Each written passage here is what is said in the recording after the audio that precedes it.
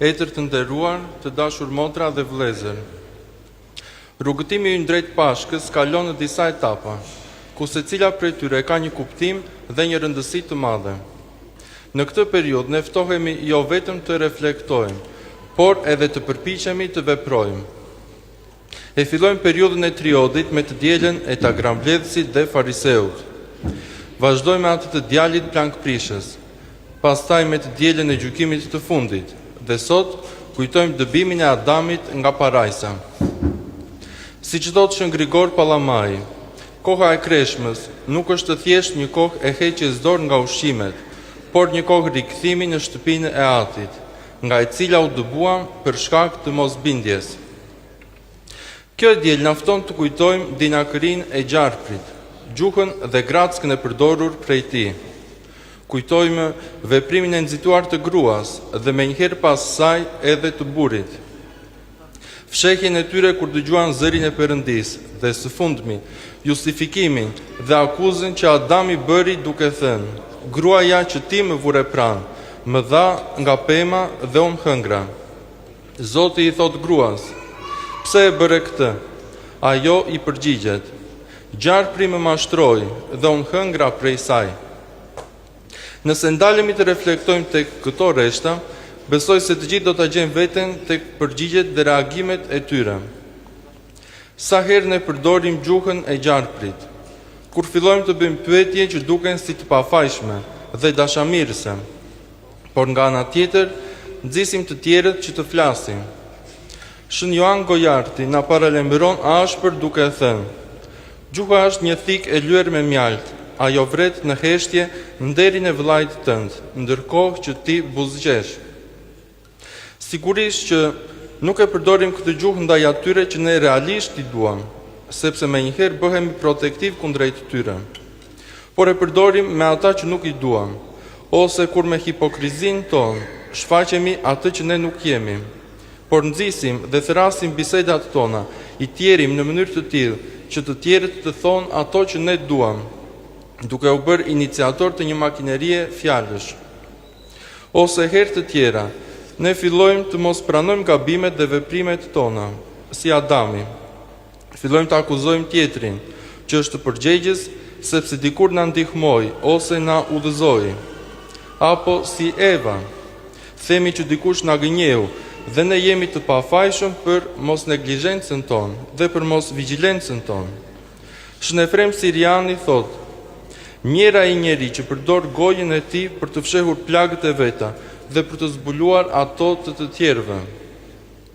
Këto na sjell ndërmend e diela e sotme, mëkatin e parë, të cilin ne e përsërisim çdo ditë me sjelljen dhe me jetën tonë. Kur ne fillojmë të gjykojmë dhe të japim vlerësime, dhe me lehtësi gjykojmë vëllain dhe motrën tonë, ndërkohë që nga ana tjetër ne bëhemi agresiv dhe nuk pranojmë asnjë kritikë dhe gjykim nga të tjerët. Kisha e vendos këtë të diel përpara fillimit të kreshmës së madhe, duke na kujtuar të gjithëve se prishja e marrëdhënies son me Perëndin sjell largimin ton prej tij, sepse krenaria dhe egoja jon është shpesh më e fortë se dashuria jon kundrejt Perëndis Atë. Shën Siluan Athoniti thoshte me dhimbje: "Shpirti që nuk e do armikun dhe nuk e fal atë, nuk mund ta njohë Zotin, sepse Zoti është dashuri dhe falje." Prandaj fillimi i kreshmës dhe e gjithë periudha deri drejt Pashkës është një periudhë që na fton në pendim, në përullësi dhe dashuri, duke na hapur rrugën për kthimin ton tek Ati. Është kjo e diel që na fton të themi më fal. Tek fragmenti i sotëm i Ungjillorit Mathe lexuam të thuhet: "Nëse u afalni njerëzve fajet e tyre, do t'u afal edhe juve atë juaj qiellor. Por nëse nuk u afalni njerëzve fajet e tyre, as atë juaj nuk do t'i fal fajet tuaja." Këto pak rreshta përmbledhin gjithë lirinë dhe përgjegjësinë tonë. Nëse ndalemi dhe mendojmë, shikojmë që Perëndia na lë të lirë. Nuk na detyron të veprojmë, por na lë të lirë të zgjedhim. Ne jemi të lirë të bëjmë atë që ne mendojmë. Por në të njëjtën kohë, Perëndia na kujton të mbajmë përgjegjësi për veprimet tona. Ne jemi të lirë të haprim zemrën tonë duke falur dhe duke mbushur jetën tonë me dashuri dhe paqe. Në të njëjtën kohë, ngurtësimi që i bëjmë zemrës sonë, kur egoja dhe krenaria jone e skajshme na robëron dhe na largon nga Perëndia atë. Shën Isak Siriani na mëson se paqja është një thesar që mblidhet me heshtje dhe ruhet me përullësim. Sa për njeriu fillon të gjykojë, ky thesar humbet. Ne kemi mundësi të vendosim masën e gjykimit tonë, nisur nga veprimet tona. Shpesh herë, secili prej nesh gjendet në situata që duhet të reagojë dhe të mbajë qëndrim. Kjo na ndodh në familje, në ambientin ton të punës, në shoqëri, apo edhe duke qenë në një ambient publik mes njerëzish. Ne mund të bëjmë një veprim të gabuar, ose dikush tjetër kundrejt nesh. Çfarë bëjmë ne në atë rast? Kërkojmë falje, presim që të tjerët të na kërkojnë falje, apo fillojmë të sqarojmë se kush bëri çfarë dhe kush kishte përgjegjësi. Në këtë mënyrë, ne hymë në një rreth vicioz, duke humbur kohën, paqen dhe dashurinë. Lind pyetja, çfarë duhet të bëjmë ne në atë rast? Të kërkojmë përgjegjësit, të dënojmë fajtorët. Secili nga ne do të japë dhe do të bëjë zgjedhje të ndryshme. Pikërisht, kur të ndodhemi në këtë moment, le të pyesim veten, çfarë do të donte Krishti që ne të bënim? Por, a është e thjeshtë të kërkojmë falje? Të falësh mund të duket e lehtë teorikisht, por në realitetin dhe mentalitetin e vendit tonë, shpesh është një nga gjërat më të vështira për të kryer. Kur dhimbja është e freskët, ajo bën që falja të duket si një tradhti ndaj vetes, apo kur frika se do të përsëritet e njëjta situatë na robëron në mosbesim. Duhet të kujtojmë fjalët e Shën Joanit të Kronshtantit. Mos u bëj i egër ndaj atij që ka gabuar, sepse edhe ti je i mbushur me plagë. Shiko tek vëllai tënd, imazhin e Zotit që po vuan nën peshën e mëkatit.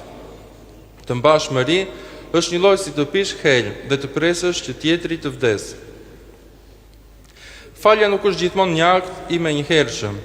Shpesh është një proces tek i cilin e duhet të jemi iniciatorët, dhe të japim mundësi Perëndis të na ndriçojë dhe të na ndihmojë. Falja nuk do të thotë detyrimisht të harrosh, por do të thotë të mos lejosh që e keqja e tjetrit të kontrollojë paqen tënde. Ne mund të shohim faljen si çlirim personal, jo thjesht si një dhuratë për tjetrin. Kur bëhemi empatik, e kuptojmë se të gjithë gabojmë. Kur e zgjedhim paqen tonë personale dhe kolektive mbi konfliktin, ne zgjedhim jetën. Ndërkohë që përpiqemi çdo ditë të sigurojmë të mira materiale ose të zotërojmë atë që mendojmë se na takon, ne harrojmë se koha po rjedh.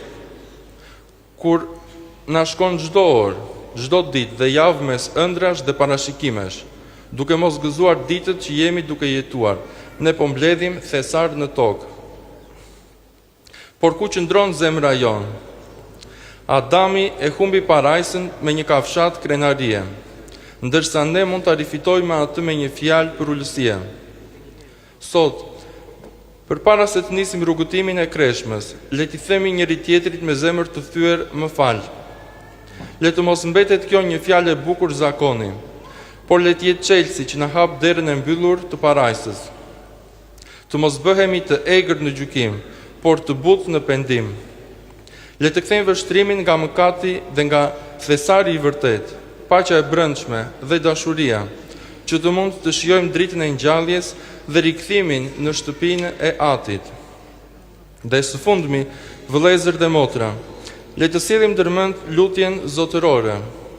Dhe falna fajet tona, sikundër dhe ne u afalim fajtorëve tanë. Me që jemi në këtë moment reflektimi dhe ndjese të ndërsjellët, unë ju kërkoj falje të gjithëve. Nëse u zgjata, isha i lodhshëm, apo për veprime, mos veprime dhe sjellje të mijat. Lutuni për mua, që ky rrugëtim i kreshmës të na gjejë të gjithëve me zemër të pastër, kreshmë të mbar dhe pashka të na gjejë gëzuar. Amen.